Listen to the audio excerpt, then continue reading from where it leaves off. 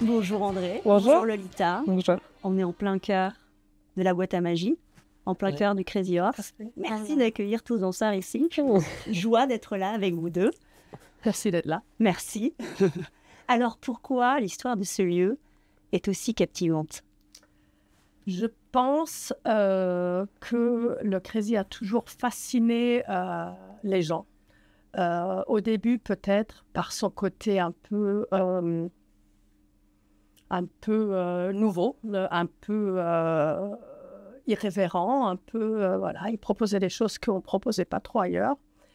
Et à fur et à mesure des années, je pense, par sa capacité de se réinventer, de se renouveler, son excellence, son attention aux détails, son professionnalisme, et puis sa signature artistique totalement unique qui est basée sur les lumières. On va en parler. Et donc ce lieu célèbre depuis 73 ans, exactement, même 14 le 19 mai de cette année, puisque nous sommes en 2025 désormais. Et ça va être une année importante. L'année importante va surtout être l'année prochaine, les 75 ans. Ça va être tout un truc. Mais je pense que la maison a connu plein d'époques différentes. Et là, en ce moment, on vit une très, très, très belle époque. Et toi, André, tu accompagnes ce lieu depuis combien de temps? Ça se dit même pas. Elle ne va pas le dire. Depuis assez longtemps, mais il y avait énormément à faire aussi. Donc, je pense que voilà, tout est relatif. Et Lolita, toi, tu es danseuse. Danseuse, oui. Depuis combien de temps? Depuis bientôt 10 ans. Oui, je t'ai prise en janvier 2015. Et pourquoi tu as eu envie de rejoindre un lieu comme le Pourquoi j'ai eu envie? Parce que c'est un endroit magique, très particulier, très riche. Pour une danseuse, c'est un endroit magique parce que le show est unique et on a la possibilité d'être seul sur scène, en solo et dans des numéros extrêmement riches chorégraphiquement, émotionnellement et voilà, d'avoir un niveau professionnel excellent. Tu vas nous raconter ton background, mais avant de passer à la vie de la danse ici, j'ai encore quelques questions pour André. Par exemple, tu me disais que c'était nécessaire de se réinventer. Tout le temps. Tout le temps. Ça veut dire quoi? Ça implique quoi? Ça veut dire rester curieux, se mettre en question, proposer des nouveautés, prendre des risques, aller de l'avant, surprendre. Je pense que tout ça, c'est dans l'ADN du Crazy, peut-être depuis toujours et certainement depuis les dernières quelques années depuis que je suis là. Bon, disons depuis 18 ans. Et donc, c'est une maison de création en mouvement perpétuel. On est toujours en train de reconquêter des choses. Et nous sommes aussi extrêmement inspirés par nos danseuses, qui sont des jeunes femmes indépendantes, curieuses, avec leur vie, leur vision, pas juste des belles plantes. Là, c'est vraiment pas seulement des danseuses, mais même des interprètes, des artistes. Et donc, quelque part, on crée une alchimie qui fait que on a l'avantage de proposer régulièrement des nouveautés au public et comme ça aussi de continuer à garder les danseuses inspirées. C'est pas un show qu'on apprend une fois et qu'on exécute pendant 10 ans. Oui. Tout le temps en évolution. Et ce lieu, il attire quel type de public? Aujourd'hui, le public qui est majoritairement féminin, 64% de femmes. Ah oui? Oui, assez jeune. Je n'ai pas les derniers chiffres, mais on dirait 30 à 50 ans. Pas 18 parce qu'on est un peu plus cher que d'autres cabarets parisiens. Donc je pense qu'il y a aussi une barrière financière, sachant qu'on fait quand même des tarifs étudiants et tout ça. Donc assez féminin, relativement jeune. Nous avons une clientèle française à peu près 40%. Ensuite, la première clientèle est américaine, suivie des Européens et suivie des Asiatiques. Et alors, les Asiatiques sont arrivés en force après notre guest star qui était ici il y a 2 ans, la Lisa des Blackpink. Ah oui. Et nous avons beaucoup de clients aujourd'hui qui disent, ils savent même pas, ils disent on veut aller là où il y avait Lisa. Et en fait, c'est magique parce qu'à chaque fois qu'on propose quelque chose, on parle aussi à notre public. Donc ça aussi, on est en train continuellement, à travers la création finalement, Et c'est pas à travers de montage, marketing ou quoi, mais à travers vraiment des créations où les danseuses sont impliquées, on se réinvente et on touche de nouveaux publics aussi. Donc c'est un cercle vertueux. Et j'ai lu qu'il y avait quand même une attention particulière avec l'envie de capter quand même les jeunes. Crazy Horse, Tout à j'ai fait. l'impression que c'est important pour toi. Tout à fait. Et c'est Très important aussi pour les artistes qui se retrouvent chaque soir. Bien sûr. Et surtout, quand moi je suis arrivée, il faut dire que le public avait à peu près l'âge du Crazy. Donc, et je me disais, mais si on continue comme ça, c'est horrible, mais je me disais, d'abord, ils vont arriver en chaise roulante, après la moitié ne viendra plus, après il n'y aura plus personne, et on va aller où? Donc, il fallait absolument changer la tendance. C'était absolument nécessaire. Et je pense qu'aujourd'hui, vous venez un vendredi, samedi soir, le public est magnifique, il est international, il est jeune, il est moins jeune, il est très féminin, il est très festif. Ouais. Les gens s'habillent pour venir ici, et nous, on adore ça. Ouais. Il y a presque c'est une vraie sortie champagne, on vient. C'est une sortie très festive et créative. Et comment as-tu fait pour attirer ce public plus jeune? À travers des créations avec des stars, à travers, je pense, il ne faut pas l'oublier quand même, un casting un peu différent qu'avant. D'accord. Maintenant, je recrute et nous recrutons des danseuses qui ont vraiment des vies, qui ont des choses à raconter, qui ont des personnalités, qui ont des choses... Ça existait toujours, mais il y a eu des phases peut-être où c'était un peu moins comme ça. Attention, les réseaux sociaux aident aussi. Il y a beaucoup, pas toutes, mais beaucoup de danseuses qui sont sur les réseaux et qui vont aussi s'exposer comme ça. Et on va voir, elle n'est pas seulement danseuse, elle est photographe, elle est DA, elle est mannequin. Elle est protéiforme. Voilà, elle est pilote, elle est femme, elle est mère, elle est toutes sortes de choses. Et je pense que ça inspire aussi énormément les femmes et le public féminin. Oui, Ensuite, il y a quelque chose, depuis 18 ans, il ne faut pas oublier, on est vraiment... il y a plusieurs choses qui sont venues. Je pense qu'il y a eu toute... c'est presque un néo-féminisme, je n'aime pas nécessairement le mot, mais il y a eu Sex and the City. Donc, les jeunes femmes libres, je fais avec mon argent ce que je veux, j'ai des enfants beaucoup plus tard, j'ai un mec, j'ai pas de mec, c'est vraiment moi, me, myself and I, dans tout le respect des hommes, mais pas en contradiction, mais en proposition avec soi-même. Donc, il y a une espèce de prise de... T'es d'accord, non? Oui, en accord avec soi-même. Je suis confiante, libre, je fais mes choses. Pas du tout en contradiction, mais en harmonie. Donc, il y a une espèce de female empowerment qui s'est ajouté dans les dernières années, qui est très représentatif au Crazy. On la montre à travers les créations et tout ça. Et pas négliger non plus le regard. On est vraiment passé d'un male gaze à un female gaze. Et c'est subtil, mais c'est vraiment là. Et voilà, je pense que... Voilà, moi, je ne me compare pas du tout à Alain Bernardin, mais j'ai le privilège énorme de prendre son flambeau, son héritage, et avec les danseuses, de le faire avancer, de le renouveler, de le faire vivre, de le faire vibrer et vivre, mais avec mon regard de femme. Donc ça, je pense, c'est et peut-être aussi un peu plus avec les danseuses qu'avant, je ne sais pas. Et toi, tu le sens, cette histoire de female empowerment, tu le sens en tant que danseuse? Est-ce que je sens... Oui, comment dire... moi, je le sens dans chaque numéro, en fait.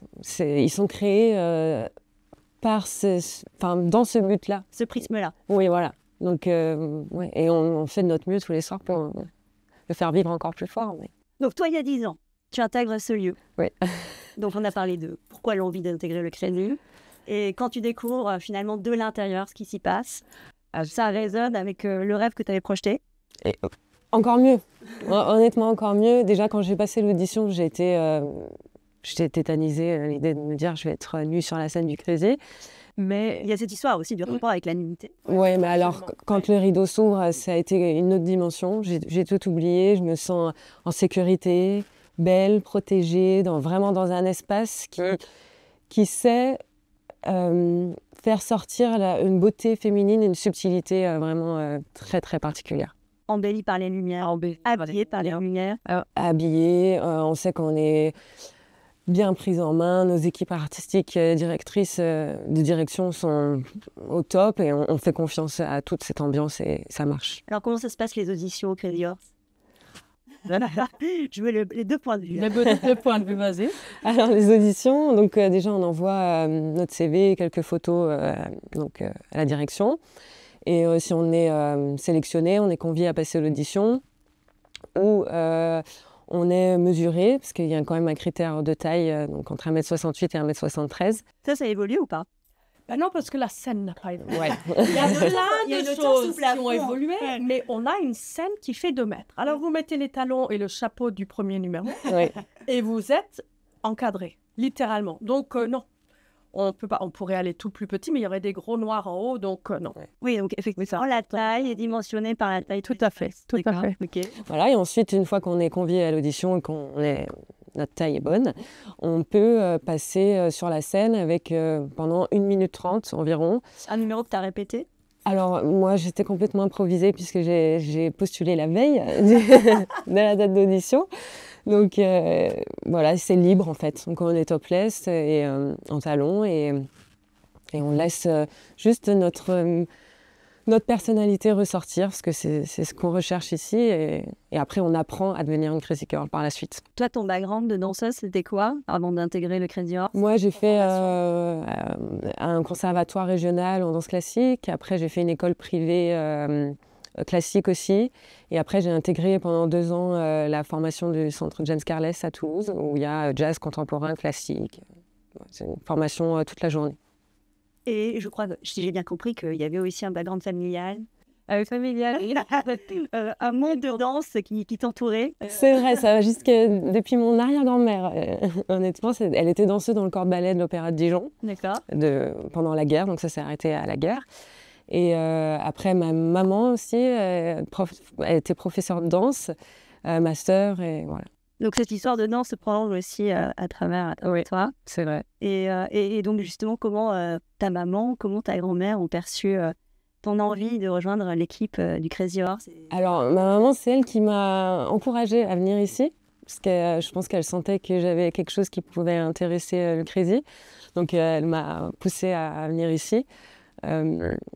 Même si c'est vrai qu'elle n'aime pas entendre ça, mais j'ai un peu lutté parce qu'elle connaissait le monde de la danse, donc elle voulait m'en protéger le plus longtemps possible. Mais vers 15-16 ans, j'ai pu intégrer une formation pré-professionnelle et ensuite professionnelle. Mais elle a essayé un peu de me protéger de tout ça. Mais elle en est très très fière et c'est grâce à elle que je suis là. Et donc toi, du point de vue de André, alors une audition au Crazy Horse, comment ça se passe? Une audition, justement, oui. Alors, on voit, il y a énormément de candidatures, donc on essaie de faire une présélection, comme disait Lolita. Il y a un momentum dans l'année où c'est... Ça dépend un peu, c'est selon les besoins. Ouais. Ah bah, non, il y a des CV qui viennent tout le temps, on les met de côté, on répond à celles qu'on voit clairement. Je fais 1m90, non. Je suis mannequin, mais je ne sais pas danser, mais je suis belle, non. Donc, des choses comme ça, on les met de côté. Mais sinon, on répond en disant, voilà, on verra quand on organise. On envoie ensuite... Alors, quand il y a des besoins, on va organiser, en général, 1 ou 2 jours. Ça, c'est à Paris, parce que parfois, on part à l'étranger. Donc, je vais parler déjà de Paris. Et on essaye de voir 60 à 80 danseuses par jour. Donc, c'est relativement rapide. Et on juge sur les capacités techniques de la danse, clairement, le coup de pied, les grands battements, le rythme, tout ça. Mais quelque chose pour moi extrêmement important aussi, c'est la présence scénique, le charisme, le je ne sais quoi, le petit quelque chose. Et juste pour dire, Lolita, elle était une excellente danseuse, mais elle est une interprète et très fine là. Dans son interprétation est très mature, mais fine, très, très, très sensible, et c'est très beau.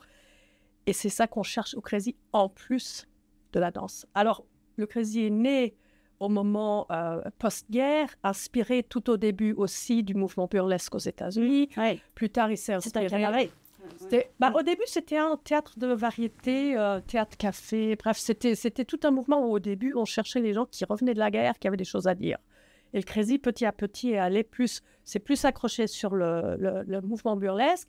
Après, le mouvement fin 50, début 60, du striptease, qui a fait fureur. Une fois que les GI sont partis, il y avait les filles qui faisaient des photos de charme, qui me disaient, le soir, on peut faire des choses. Et il y a toutes sortes de gens qui créent des tableaux. Bon, bref, ça, c'est tout un autre pan de l'histoire. Le Crazy a un peu était un peu là-dedans. Alain Bernard a créé des tableaux avec ses collaborateurs pour ces danseuses. Mais à fur et à mesure aussi, il s'est aligné sur tout ce qui est Siegfried Follies, les Rockettes, beaucoup plus des chorus lines. L'op-art est venu. Il a beaucoup plus été dans l'illusion optique, l'op-art, la symétrie, bon bref, l'esthétisme, l'image. Bon, donc c'est un processus. Mais toujours, donc depuis le début, c'est pour ça que j'en parle, le fait de pouvoir interpréter était à la base. La danse vient quelque part presque plus tard. Donc aujourd'hui, on cherche des oiseaux un peu rares, des danseuses un peu uniques, qui mélangent capacité extraordinaire de danse, donc des vraies formations classiques. Oui, là, c'est un prérequis. C'est un prérequis. Alors, on a eu des filles qui viennent du hip-hop et qui sont extraordinaires. On met juste une éternité à les former, mais après, elle était fantastique. Mais il y a aussi cette capacité de jeu, parce qu'une danseuse qui ne sait que s'exprimer par son corps, au Crazy, pas assez. C'est très intéressant, mais il y a le regard, il y a autre chose. Il y a plein de choses. Et donc, souvent... pour revenir à votre question, parce que moi, je peux parler des heures. Non, c'est bon. Je suis navrée. Il y a trop de choses à dire. Je suis désolée. Il faut faire comme ça. Pour revenir aux auditions, capacité de danse, critères physiques, la taille, surtout. Et ensuite, le petit pétillant. Et pendant l'audition, il y a toi. Svetlana est psycho. Donc, Svetlana est la directrice de la scène, donc beaucoup plus dans l'organisation. Psycho est une ancienne danseuse qui fait les formations et surtout l'apprentissage des solos. Et moi, je suis plus tout ce qui est général. Et je ne viens pas de la danse et je n'ai pas le regard aussi aiguisé que peuvent l'avoir Svetlana et Psycho. Mais alors, c'est parfait, je trouve, parce qu'on se contrebalance et je dis, oui, peut-être qu'elle a le coup de pied, mais alors, elle dégage rien du tout. Mais ça ouvre des discussions très intéressantes et de dire, voilà, est-ce qu'on veut s'avancer? Est-ce qu'on va pouvoir la former pour créer... Moi, parfois, je préfère avoir quelqu'un avec beaucoup de charisme et du travail sur la danse que le contraire. Au Crazy, vous voyez? Et l'idéal, c'est qu'on a tout comme Lolita. Et après, on est... Donc, j'entends donc la taille, effectivement, et nous, on a bien compris que c'est qui est dimensionné par l'espace. J'entends aussi une histoire du coup de pied. Parce qu'il y a quand même cette démarche un peu... Oui, la ligne est très importante avec les talons. Voilà, qui sont importantes avec le talon. Donc, c'est préférable. C'est pas... Oui. C'est préférable. Et s'il y a des pieds qui ne savent pas, c'est un non. Il y a quand même la ligne qui... on voit parfois, je fais 15 ans de danse et on voit sur la photo qu'elle ne sait pas se tenir. Oui, il y a une posture. Il y a quand même une posture, un coup de pied, des choses comme ça qui sont quand même importantes. Et est-ce que au travers des années, les corps des danseuses ont évolué? Est-ce que... Elles se sont... Alors, on reste sur les mêmes dimensions. Ce sont des corps sportifs de nature. Je dirais, elles ont évolué au fur et à mesure que la danse a pris de l'importance.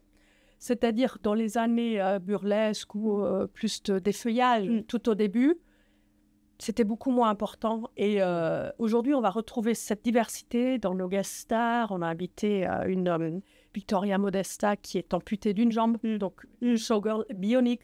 Il y a Dita Von Teese, il y a Violet Chachki, une drag queen. Mais nous, les corps des danseuses sont vraiment des corps sportifs.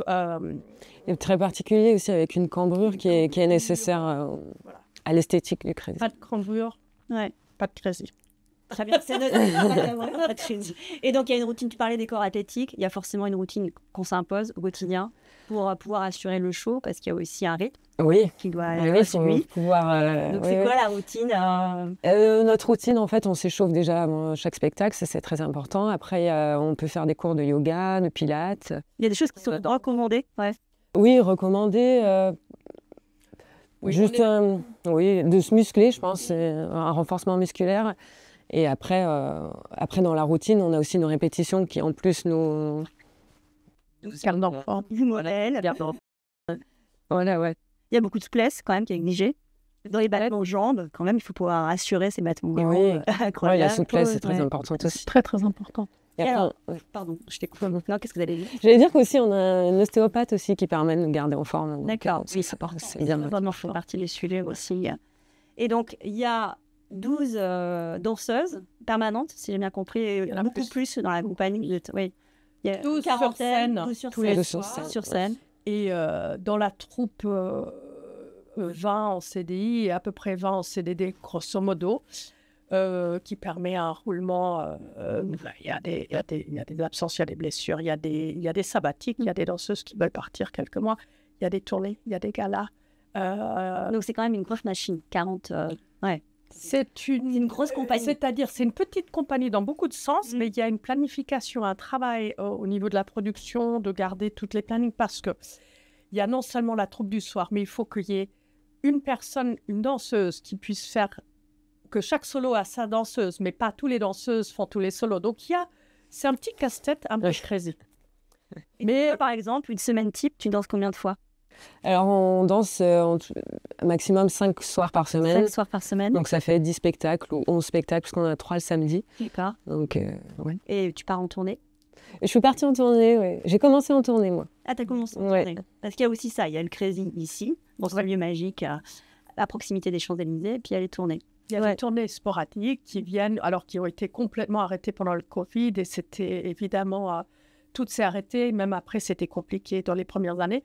Mais là, elles reprennent. Il y a des galas privés ou pour des lancements. Là, on a fait un des derniers galas que moi j'ai adoré, tu étais dessus, c'était Carita, qui a ouvert son flagship store sur l'avenue, le Faubourg Saint-Honoré, qui était super parce on peut intégrer autrement et explorer aussi artistiquement. On a été dans les escaliers, dans un lieu blanc. Ici, nous sommes dans une boîte noire. Nous pouvons créer de la magie.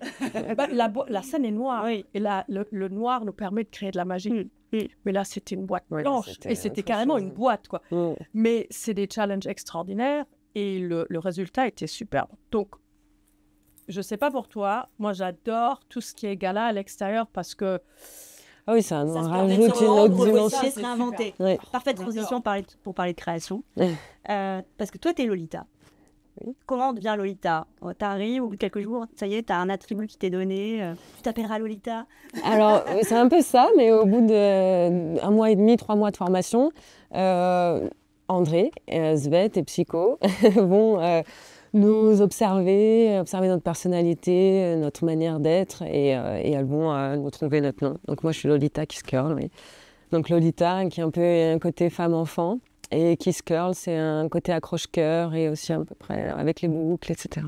Et quand t'es Lolita depuis 10 ans. Oui. C'est finalement un rôle que tu vas garder tout au long de ton parcours au Crazy Horse. Est-ce qu'on peut enlever l'identité au Crazy Horse? En fait, dans les solos, oui. Voilà, exactement. On arrive un peu, comment dire, vierge de voilà. Personnalité. On crée un peu notre personnalité. Je crée un peu le personnage de Lolita, mais dans une interprétation dans chaque numéro. Donc c'est. Mais je pense que c'est. Alors depuis ton temps, maintenant, j'essaie vraiment de passer quelques heures avec les danseuses. Oui, et de vraiment aller au fond. Et il y a eu plusieurs exemples où les danseuses, leur nom, elles sont devenues vraiment ça. Je vais prendre l'exemple de Pixel Canon, qui est arrivée toute petite, Pixel. Canon parce qu'elle était canon, mais elle est devenue super photographe.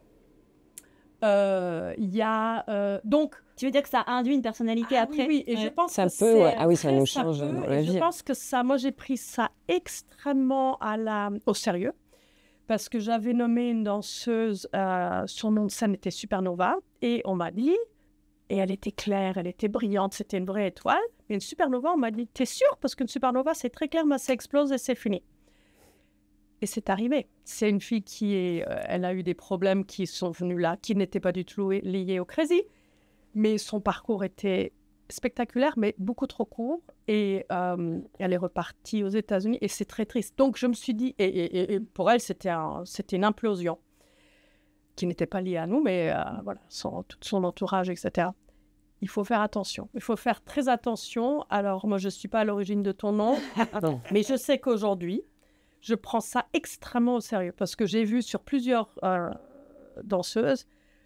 Voilà, j'ai rencontré, je ne vais pas raconter dans toutes les histoires, mais voilà, voilà, on ne s'appelle pas comme ça n'importe comment. Donc, très bien. Donc, on a son identité. Est-ce qu'on a un tableau à soi?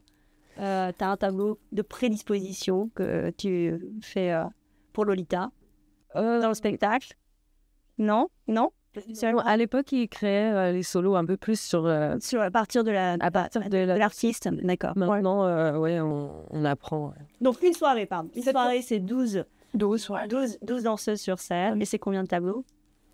Une vingtaine.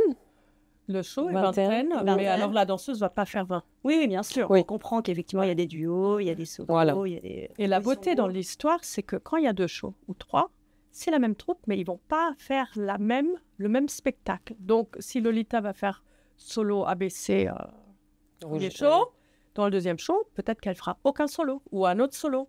Et chaque spectacle est unique. C'est très unique. Et tu parlais de la nécessité de se réinventer. Ça implique quoi dans effectivement la structure du show chaque année? Vous imaginez de nouveaux tableaux. Là, tout à l'heure, on parlait d'un tableau qui est très récent. Vertige. Vertige. On a vu d'ailleurs les répétitions. Et Lolita a travaillé dessus. Voilà. Donc, il y a des tableaux qui sont quand même encore faits avec beaucoup d'input des danseuses. Parfois les solos, mais en fait, ce qui est arrivé, c'est pendant tout un temps, il y avait énormément de créations. Sous Bernardin, je pense qu'il créa 3 nouveaux tableaux par an et il était très je te vois, on va te faire ça, blablabla. Okay. Maintenant, on va créer. Nous, on a fait des créations plus importantes en 2008, en 2016, et là, on avait un peu arrêté. Mais lors de ces nouvelles créations récentes, il y avait des danseuses qui étaient beaucoup plus impliquées. Et pour la première fois dans l'histoire du Crazy, ces danseuses interprétaient des numéros dans lesquels elles ont participé dans la création, versus hérité de la Good Girl qui était créée pour Polly Underground, voilà. Et Vertige, même si les danseuses ne l'ont pas créée, elles ont travaillé avec Philippe Découfflet, il y a eu un échange. Ah ouais, on était vraiment dans une recherche ensemble. Et aussi, c'est très intéressant parce que le Crazy a certains codes de mouvement. Philippe nous bouscule là-dessus. Oui, parce que donc, Philippe Découfflet est venu à plusieurs reprises, vous a accompagné sur la création. C'est un guest. C'est un guest créateur. Guest créateur, oui. Oui, il y a eu aussi Stéphane Jarny, il y a eu Molly Molloy, il y en a eu différents, mais Philippe, on travaille pas mal avec lui. Et comment est née la collaboration avec Philippe Découfflet?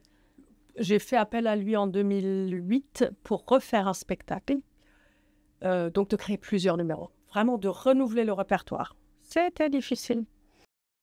C'était difficile parce qu'en fait, c'était la première fois depuis, je ne sais plus, mais disons 60 ans, de création. Alors, moi, j'ai des danseuses qui m'ont même dit, moi, je fais ce qu'on me dit, mais je ne fais pas de création. Si tu ne me dis pas quoi faire, je pars. Elle est partie. OK, ça va, it's a fair. Voilà. C'était difficile parce qu'on se disait combien on bouge pas, combien on éclaire pas. Comment intégrer le style du Crazy. Comment non, on va pas rentrer les fesses, on va pousser les fesses. Toutes ces choses-là, c'était une naissance qui n'était pas évidente, mais qui, je pense, était absolument nécessaire. Parce qu'aujourd'hui, parmi les plus beaux tableaux, Rougir, Upside Down, Scanner, La Crise, Vertige, qui est magnifique. Voilà, on a fait du pur Crazy tout en faisant un peu autre chose. Et puis l'idée de faire venir un chorégraphe reconnu dans cette institution, c'était aussi de faire venir encore plus de danse. Oui, parce que c'est drôle parce que pendant quelques temps, il assistait même aux auditions. Ouais, et il était très impliqué. Très impliqué. Je pense qu'il aime beaucoup le Crazy et le Crazy l'aime beaucoup. Ça, mais c'est une maison qui n'est pas facile. Nos créations sont très particulières. Nos tableaux, parce qu'en fait, les spectacles du Crazy sont une succession de tableaux. Chaque tableau est interprété soit par une soliste, soit par un groupe ou un duo. Et il y a toujours un peu une histoire, un début, un milieu, une fin. C'est pas juste un... Après, il y a des tableaux qui sont plus visuels, il y a des tableaux qui sont beaucoup plus interprétés, joués. C'est compliqué. Alors, c'est quoi la signature Crazy Horse d'un tableau? C'est tout ça, mais si on devait mettre la résumé. Donc, une gestuelle particulière, la cambrure, un pied... Une subtilité, une force, une histoire. Un univers, un monde...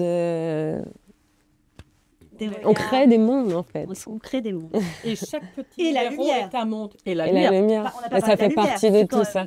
La lumière, en fait, c'est le fil rouge. Ouais. Alors, justement, cette histoire de lumière, c'est magique. Ah ben c'est comme ça que le Crazy, c'est le Crazy aussi. Il ne faut pas oublier que voilà, il y a nos interprètes, danseuses extraordinaires qui portent quand même, c'est notre signature, voilà, de les former, de les intégrer, C'est un tout. Sans la lumière, nous, les ce artistes serait de différent. variété, mais tout ce qui reprend tout et qui est vraiment la signature, c'est les éclairages. Et si on voit Lolita demain, je ne sais pas où, vous la reconnaissez même pas nécessairement. C'est incroyable. La scène, la danseuse, les lumières, tout. Et au départ, cette lumière, c'était l'idée, c'était d'habiller la nudité. Non, je pense que c'était une joyeuse erreur. Dans les années 60, Alain Bernardin, dans les années 60, a fait des travaux. Et apparemment, il y a des gens qui sont passés devant un projecteur. Il a dit « Oh !» Il y avait aussi le op art qui était né. Donc, il ne faut pas oublier, il y a le op art dans lequel on projette des choses extrêmement graphiques. Je pense que le Crazy est né de plein de... comment on dit ça? Ce n'est pas de contraintes, pas de place. On va faire quoi? Un petit cabaret, on a juste un projecteur. On n'a pas vraiment de la place pour mettre des praticables parce que l'arrière-scène, elle est à peu près aussi grande que cette salle. Il n'y a pas de place en haut, il n'y a pas de place... Donc, cette absence de l'espace nous a amené Alain Bernardin à créer des choses, à faire travailler vraiment la créativité et à sortir des choses là-dessus. Et encore une fois, après, les danseuses sont devenues de plus en plus... Voilà, le casting était de plus en plus focus sur la danse. L'op art a joué un rôle extrêmement important dans tout ce qui est extrêmement graphique. Même aujourd'hui, il y a nos danseuses, il y a des choses très carrées, il y a des points, il y a des barres, il y a des lignes. On n'est pas du tout dans le grunge, on n'est pas du tout dans les fleurs et les feuilles. C'est vraiment des choses très... très graphiques. Et tout ça, c'est venu avec le temps. Et on invente toujours avec la lumière. On invente toujours. Il y a des innovations. Vertige, justement. Votre numéro préféré, chacune, là. Est-ce qu'il y en a un? Toi, c'est quoi ton numéro préféré, Lolita? Moi, ce serait Rougir de désir et Laser. Et pourquoi juste Rougir de désir? Rougir de désir, cette manière de s'éclairer le corps, d'aller vers la lumière, de la quitter, ça crée une ambiance, un mystère qui est, je trouve, magnifique. C'est sublime, je suis d'accord. Ah, toi aussi, pareil, Rougir? Ah bah, Rougir, c'est absolument magique. La musique, la danseuse qui est en contrôle de la lumière, elle la met où elle veut. Oui, c'était magique. Je trouve que la chorégraphie est superbe, elle est très langoureuse et en même temps, il y a plein de... Je trouve qu'il y a des moments où elle est très... progressive, très... J'adore. Après, esthétiquement, je trouve que Upside Down est absolument un chef-d'œuvre aussi avec ces trois danseuses qui se reflètent dans un miroir, qui deviennent une danseuse, qui en fait deviennent un insecte. Il y a quelque chose que je trouve fantastique. Vestal, où les danseuses apparaissent, disparaissent, et on se dit, mais comment elles font? J'adore aussi, sur une musique, c'est un ancien numéro que nous avons repris. Mais je trouve qu'il est vraiment dans la... Voilà, c'est le Crazy pour moi, pur. Et le dernier né, dont on a vu... Et Vertige, moi, on a une précision dans l'habillage du corps par la lumière. Et on revient à des choses extrêmement simples, pas d'artifice, ton pied nu, même pas de perruques, très...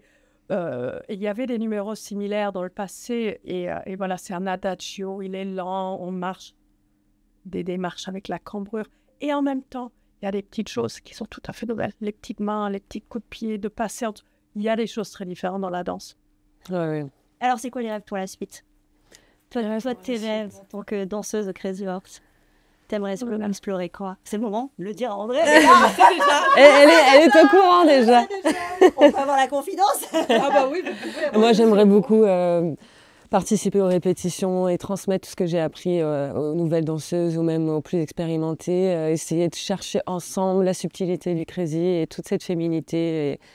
Et vraiment dans la qualité corporelle et de ce qu'on peut amener par le corps et le regard. Super. Et toi, André?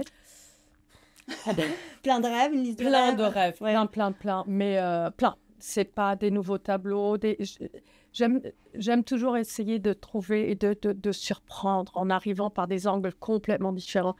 Là, j'ai rencontré quelqu'un qui met en scène des opéras. Un rêve. J'ai rencontré quelqu'un qui est un trompettiste formidable. Je rêve d'un opening avec plein de danseuses en trompettiste. Juste une espèce de fanfare qui ouvre le show. Des guest stars. Des tournées, un cabaret à l'étranger, tout. On se réinvente tout le temps, en fait. Mais même aussi dans des trucs qui sont hors de la scène, qui peuvent être des collaborations. On vient de travailler avec Alaya, on a travaillé avec Beyoncé sur un clip. Qu'est-ce qu'on a fait? On a fait une petite collaboration de maquillage avec le Rouge Français. C'est rien, mais ça nous garde au goût du jour. Ça inspire, je pense, les danseuses. Ça, ouais. Et les défis d'une maison comme celle-ci? C'est de rester...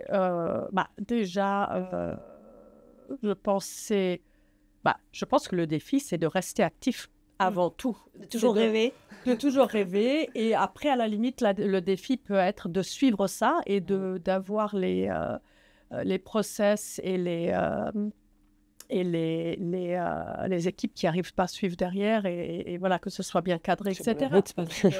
Pour pouvoir suivre le rythme et voilà, et encadrer tout ça. Alors, ça fâche toujours de parler de finances, mais on est un tout petit cabaret, 200 places. Donc, il y a des rêves aussi qui coûtent. Et donc, de garder une balance financière dans tout ça aussi. Mais moi, je suis convaincue que la création est au centre du Crazy et c'est ça qui le fait briller et c'est ça qui amène le public qui vient découvrir. Et c'est ça qui garde des danseuses pendant 10 ans. C'est pas évident non plus. Et le pouvoir de la danse dans une maison comme celle-ci?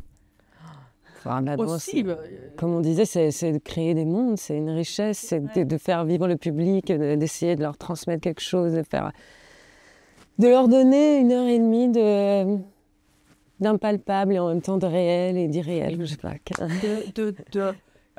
Divertissement dans le sens de oublier sa journée, oublier sa semaine et de partir dans une bulle et de planer quelque part. C'est peut-être pas un bon mot, mais de planer. Ça. Et hier soir, j'ai la mère d'un enfant dans l'école de mon fils, à qui j'avais déjà dit, si vous voulez aller au Crazy, voilà.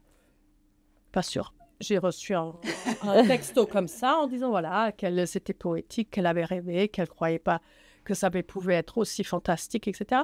Ça donne des bouffées d'air et de beauté, d'échappatoire dans le sens de... Et on en a besoin. Est-ce qu'on peut finir par un glossaire Crazy? Est-ce qu'il y a des mots qui font partie de la maison, qui sont très ancrés? Anciennes. À part Crazy Horse. Anciennes. Il y en a un qui me choque toujours, mais les anciennes. Ça veut dire que c'est des danseuses qui, soit ne sont plus avec nous, soit qui sont ici depuis plus de temps. En fait, elles sont toutes jeunes. Elles sont magnifiques et on les appelle les anciennes parce qu'elles ont un savoir et elles ont la capacité de transmettre justement de l'acquis. Mais moi, ça me fait toujours rire. Les anciennes. Et toi, tu en as d'autres en tête? Un glossaire qui est très spécifique au Crazy? Cambrure, sensualité, subtilité, magie, mystère, douceur aussi. Et tendresse, ambiance, chaleur, rêve. Super. Est-ce qu'on a eu des petits mots, des grands mots, ou est-ce qu'on s'est tout dit là? Mais création, hyperactivité, excellence, détail. J'aime bien l'idée des kaléidoscopes et de tout ce qui est extrêmement graphique. On peut parler. Au Crazy, il y a beaucoup en fait de spécificité et de savoir-faire en fait qu'on ne partage d'ailleurs pas, mais qui fait que un show du Crazy peut être le show du Crazy. Et il y a des gens qui, nous sommes flattés, mais qui essaient de nous imiter en nous demandant de travailler avec eux, Beyoncé, ou d'autres qui ne nous demandent pas et qui essayent de faire. Mais quand ils essayent de faire, et il y a des grandes stars, on voit, c'est comme le sac Chanel sur la plage. On voit, si on regarde, que ce n'est pas le vrai sac. Voilà. On l'a payé 100 €, il est très beau de loin, mais en fait, voilà, il y a un vrai savoir-faire. Oui, c'est aussi, je dirais, en tant que danseuse, aussi une exigence et une excellence. Ouais. Et justement, aujourd'hui, qui règle les numéros? Par exemple, le dernier numéro qui est né? C'est Philippe Picouflet. Et après, il y a une transmission. Alors ça, c'est extrêmement important. Oui, c'est ce que tu veux faire, toi. Là, c'est Svetlana dans ce cas-là. Mais elle transmet aussi à Candy qui regarde le show, à des danseuses qui ont été dans la création du numéro. Parce qu'une chose qui est... Et puis, on fait revenir Philippe régulièrement, même pour d'anciens numéros. Une des choses qui est primordiale, c'est de rester en harmonie avec les intentions du créateur du début et les mouvements qui étaient mis en place. Même, je me souviens, upside down, donc sur le miroir avait changé, la petite fleur avec les jambes avait bougé. Il faut toujours... Donc, il y a des équipes internes et externes, les chorégraphes qui viennent. C'est très important. Merci infiniment, Lolita. Merci infiniment, André. On se met quel son, là, justement, pour s'ambiancer à la manière du Crazy Horse à la fin de cet épisode? Un son un peu signature. You turn me on. Oui. You turn me on. You turn me on. Ok, merci. Non, c'est pas bien ça? Ah, c'est parfait. Merci beaucoup. Au revoir. Au revoir.